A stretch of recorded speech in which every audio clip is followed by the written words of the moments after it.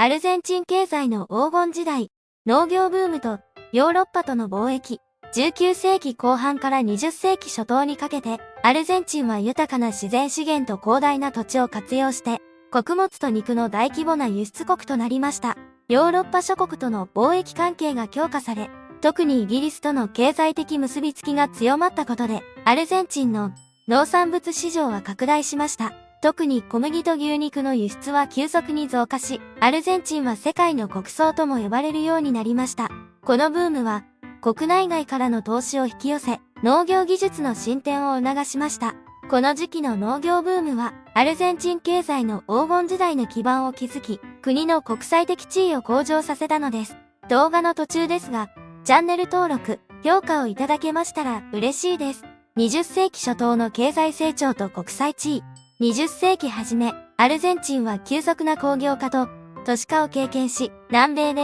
最も豊かな国の一つになりました。国内の経済政策が外国資本と技術を積極的に導入し、新しい産業が次々と誕生したことが経済成長の加速に寄与しました。ブエノスアイレスは、この時代に国際的な金融センターとしての地位を確立し、多くのヨーロッパからの移民が流入しました。これが、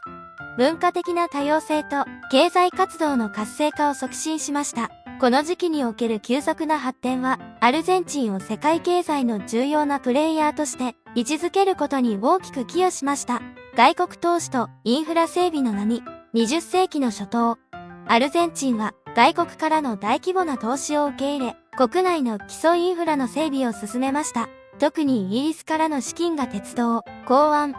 通信などの分野に投資され、これが国内の商業活動と産業の効率を向上させました。鉄道網は特に劇的な拡張を遂げ、農産物を効率的に国内外の市場に運ぶことが可能になりました。このインフラは経済のさらなる発展を支える重要な要素となりました。外国資本による投資とインフラ整備はアルゼンチンの経済成長を加速し、国としての発展を大きく前進させたのです。経済的な転換期と政策の変化。ペロン政権と国家主導の産業政策。ペロン政権下でアルゼンチンは国家主導の産業政策を採用し、多くの産業を国有化しました。ペロンは労働者階級の支持を背景に、経済を政府の管理下に置くことで、国内産業を保護し自国経済の自立を図りました。鉄道、航空、通信などの主要産業が国有化され、これにより国家の経済活動への介入が深まりました。また、労働者の権利保護を強化する一方で、産業の効率は徐々に低下していきました。ペロンの政策は短期的には社会的支持を確保しましたが、長期的には経済の硬直を引き起こし、後の経済危機の一因となりました。輸入代替工業化の推進。アルゼンチンは輸入代替工業化政策を推進し、国内産業の育成を目指しました。外国製品の輸入に依存することを減らし、国内市場を保護することで、自国の産業基盤を強化する狙いがありました。家電、自動車、化学製品など、幅広い産業で国産品の生産が奨励されました。これにより、一時的には雇用と国内生産が増加しましたが、国際競争力の欠如と高コスト構造が問題となりました。輸入代替工業化は短期的に経済を支えましたが、技術革新の遅れや生産効率の低を招き、経済の持続可能性に疑問を投げかけました。社会福祉政策とその影響。ペロン政権は広範な社会福祉政策を導入し、教育、医療、年金などの分野で国民の生活を支援しました。これらの政策は低所得層の生活向上を図り、政権の人気を維持するために重要でした。最低賃金の設定、労働時間の短縮、医療サービスの無償化など多くの改革が行われ、労働者の生活水準が向上しました。しかし、これらの政策は国家財政に大きな負担をかけ、インフレ率の上昇を招く原因となりました。社会福祉政策は一時的には国民の支持を得ましたが、財政的な持続性の問題が露呈し、後の経済的困難につながりました。経済危機が始まり、外債の増加とインフレの悪化。1970年代後半からアルゼンチンの外債は急増し、これがインフレの悪化をさらに加速させました。国際石油危と政治的不安定が経済成長を阻害し、政府は外国からの借り入れによって財政赤字を埋める策を取りました。概債は1976年の約79億ドルから1983年には約450億ドルへと激増し、この間にインフレ率は年間 200% を超える年もありました。この財政状況は国内経済の不安定さを極めてしまいます。概債依存の財政運営と、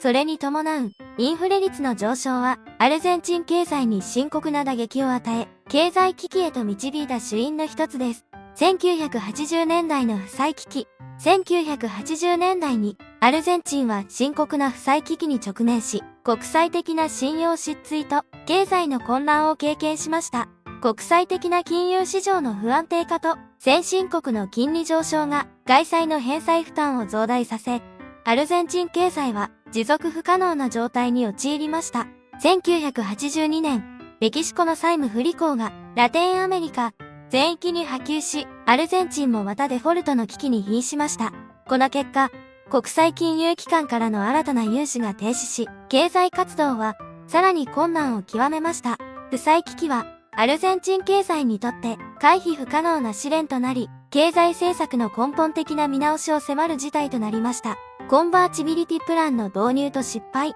1991年に導入されたコンバーチビリティプランは、一時的には経済安定をもたらしましたが、最終的には失敗に終わりました。ペソをアメリカドルに固定するこの政策は、短期的なインフレ抑制と経済の信頼回復を実現しましたが、輸出競争力の低下と経済の柔軟性喪失を引き起こしました。経済がドルにペックされたことで、一時的に外資が流入しましたが、輸出が減少し、経常赤字が拡大しました。2001年には経済は再び深刻な危機に陥り、ペソの切り下げが行われました。コンバーチビリティプランは、根本的な経済問題を解決することはできず、経済の構造的な弱さを露呈することとなり、2001年の経済崩壊へとつながったのです。21世紀のアルゼンチン経済。2001年の経済崩壊とデフォルト。2001年のアルゼンチン経済は記録的なデフォルトを経験し、国内外に大きな衝撃を与えました。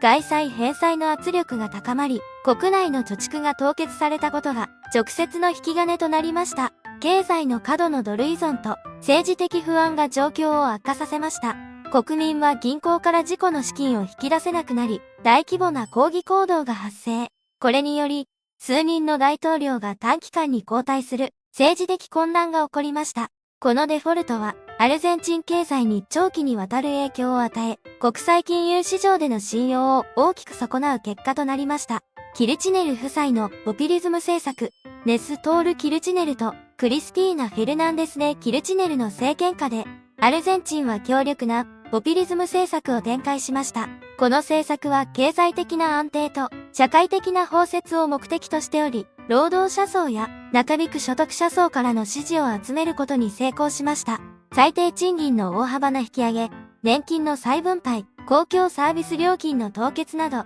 国民の生活支援に直接的な政策が多く導入されました。しかし、これらの政策は国の財政負担を増大させ、インフレを加速させる要因ともなりました。キルチネル夫妻の政策は、一時的に経済を支えたものの、長期的な持続性には疑問が残り、経済の基盤を弱める結果となったと評されています。現代の経済挑戦と IMF との関係。現代のアルゼンチンは持続的な経済挑戦に直面しており、IMF との複雑な関係がこれを反映しています。経済不安定性、高インフレ、財政赤字という問題が続いており、これらを解決するためには国際的な支援が必要とされています。アルゼンチンは IMF からの融資を受け入れることが多いですが、その都度厳しい財政緊縮政策の条件が課されます。これにより国内での反発が強まることもあります。IMF との関係はアルゼンチンの経済政策に大きな影響を与えており、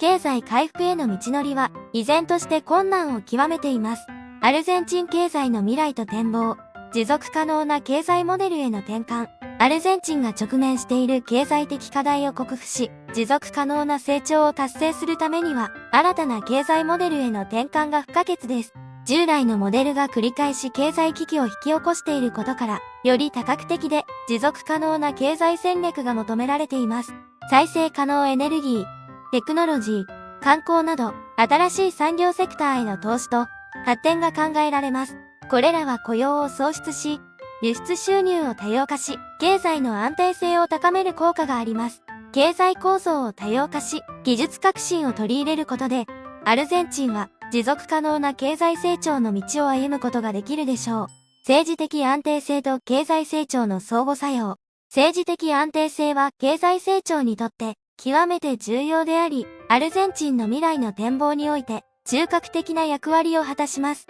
政治的不安定は投資の減少、政策の短期化、経済計画の不確実性を引き起こし、経済成長を阻害します。歴史的に見て、政治的な混乱期には経済成長が停滞し、外資の流入が減少しました。対照的に、政治が安定している時期には経済改革が進み、投資が活発になります。政治的安定を確保し、長期的な経済政策を実施することが成長を持続させる鍵となります。国際社会との関係改善の可能性。アルゼンチンの経済復興と持続的な発展は国際社会との関係改善に大きく依存しています。国際的な信用の回復と経済協力の拡大は外資の流入と国際市場での競争力を高めるために不可欠です。近年、アルゼンチン政府は IMF との協議を通じて信用を回復しようとしており、EU やメルコスールとの貿易協定の強化も目指しています。これにより、輸出市場を拡大し、国際投資を引き寄せることが期待されます。積極的な外交と国際協力を通じて、アルゼンチンは国際経済の一員としての地位を確固たるものにし、経済成長を支えることができるでしょう。